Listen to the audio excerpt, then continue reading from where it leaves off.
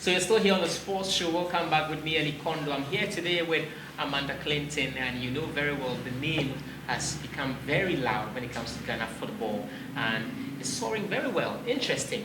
Now, we're talking about the GFA elections and how football was halted and renewed and everything started afresh.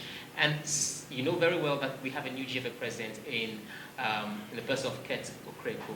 Now, Amanda, tell me, how would you assess his tenure so far? It's a short spell already, but should in case CAS overturn everything and says re-election, would you say that he has done a good job or not? How would you assess his work so far? I think he's tried to be as professional as possible in the circumstance. I think COVID-19 has, came from nowhere and obviously has affected everybody's agenda business-wise globally. And this has definitely affected football in Ghana in terms of football not being in play. I also think that one can only assess a presidency after, at least 2-3 years fully. But he has made some inroads, and he has been professional. The only thing I would have changed is perhaps the COVID-19 fund. I would have really given some of that money to the specialist groups, because my background and training has shown me if you specialize. Okay, so I'm still here with Amanda Clinton, and we're talking a lot about football here in Ghana. Now let's come back a bit to the issue at CAS. Now, just recently, CAS was supposed to release their verdict on Ose Palmer's issue. Firstly, do you think he has a case worth pursuing at CAS? Well, I think Mr. Ose wouldn't have spent so much money on filing fees, paying his own and GFA's filing fees, if he wasn't himself convinced he has a case. Being someone who's an international lawyer who has gone to CAS myself, I would say that he could have made quite a good case. So let's see if his lawyer brought it out as much, particularly to the issue of the fact that the vetting committee says, look, it's a new season in GFA football. We have been nominated by the normalization committee, even though all of us know people in the normalization committee, but in any case, we have been nominated by the normalization committee to set a standard. And we have a written criteria as to what that standard is. We have a FIFA-backed standard as to who are the candidates we're going to let in, and it's a very high standard, and we have the prerogative to make our recommendation to normalization committee. So far, everything's fine, that's great. But when you have a situation where just one candidate is excluded, despite the fact that the normalization committee and the vetting committee would have been allowed to have publicly available information as well as information at GFA, which shows that before the ethics committee, you're a sports guy, you know that before the GFA ethics committee, there have been multiple of the same candidates who got through about age fixing, or changing the names football of as ages. Match fixing, changing ages, changing date of birth, corruption. Then we had the Desamefe Commission report, which was very public as to how some of those candidates were in that report. And they were allowed to be on the ballot. And so you've got one case where you're saying, well, look, this is serious business. We're setting a very high ethics standard. And yet so many people went through.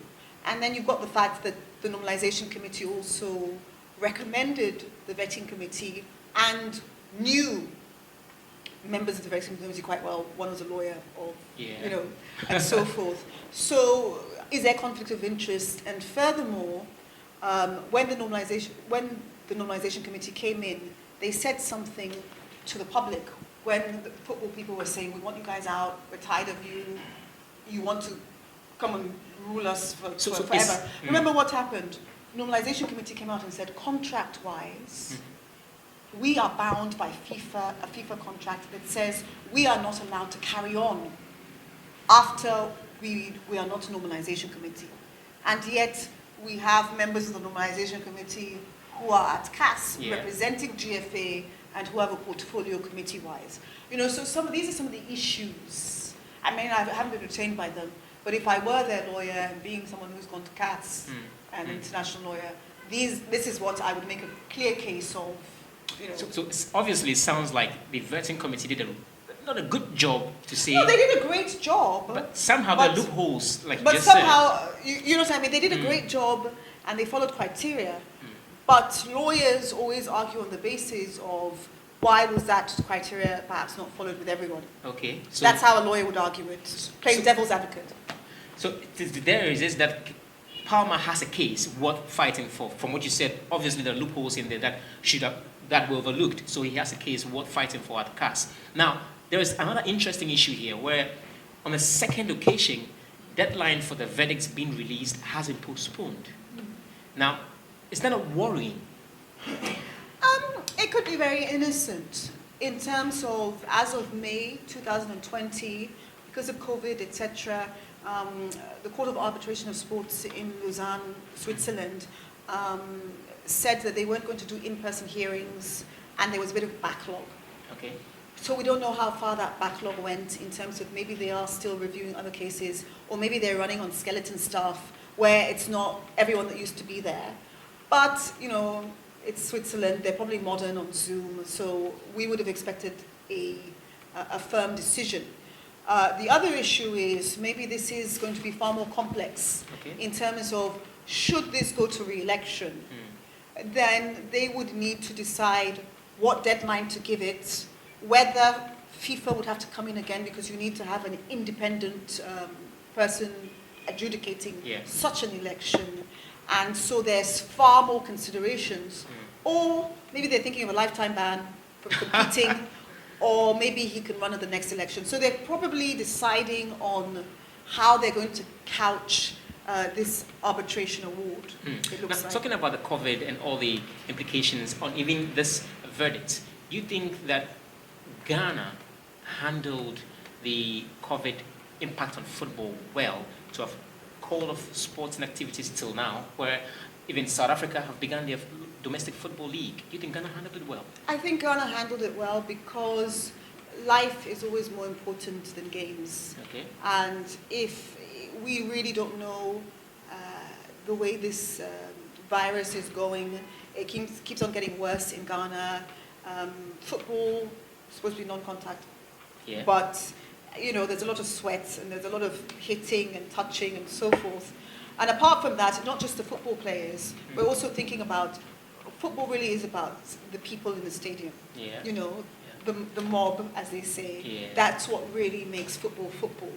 And then, are you going to have empty studios play or empty stadiums play? And if so, how will that tie into sponsorship, etc.? So I think Kurt did a good job in safety first, and they're monitoring the situation. They have this COVID fund, and as things evolve globally, like they can monitor South Africa, they can monitor other countries where football is opened, and then do an actual comparison as to whether it is worth football being in play in Ghana.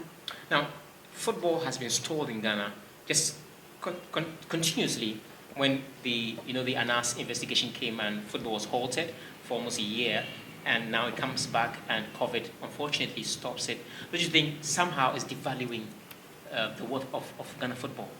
No, I think what is inside you will always come out. And so if these players are really all about football, they will be homing the skills they've developed, they'll be meeting in even smaller groups, and they will come back even harder. And administration-wise, we've got this COVID fund. We've got time to reflect on better policies that can really impact football when everything is ready to go full force. And so sometimes I think the preparation is better than, the preparation will lead you to a great destiny in football and administratively. So we will see what the administration is made of. We will see what footballers are made of by what they do with this time to develop themselves for when football opens up. Eli Kondo, and I'm here with Amanda Clinton, and we've had a very interesting conversation so far. If you're just joining us, a lot has been said and unveiled here on the show. If you didn't know, well, she's about to unveil a football club here in Ghana, female football club. So just watch out for that as we keep predicting the future for you here on the sports show on Sportsnet GHTV. Now we're still on this time. Let's talk about women in football. In Sierra Leone, there's a football FA president who is a woman. Yes. And Ghana could have had a female football president as well, but that didn't happen after the elections. But what do you think women in football really can do in terms of structuring or evolving football in Africa? In terms of evolving football, I think women have a very unique role just because of their skill set automatically before you even have the extra skill sets. And ultimately, I think women in football have integrity or are more prone to know that their decisions should be integrity-filled. Otherwise, it could lead to allegations of corruption, which they don't want. So integrity is number one, creativity and industry. Those are the skill sets that most women have. And so having other skills on top of that, be it legal, strategy, or football background in particular, just makes them absolute unique candidates. Because we also have to think that if we are going to platform football on the next level, in any country, particularly in Africa, we have to acknowledge the fact that big business means that you have to have corporate buy-in, you have to have public interest buy-in, you have to have international buy-in, and the only one who can do that is to have a figurehead who has integrity, who is creative, and who is industrious enough to bring money in to the body of football, whilst making sure that corruption doesn't exist and keeps the balance. And I had hoped that the delegates would have been involved enough to see where I was going with that, but we still have an opportunity because, Mahama just has a female vice president now, which has opened up public perception as to women in absolute senior roles.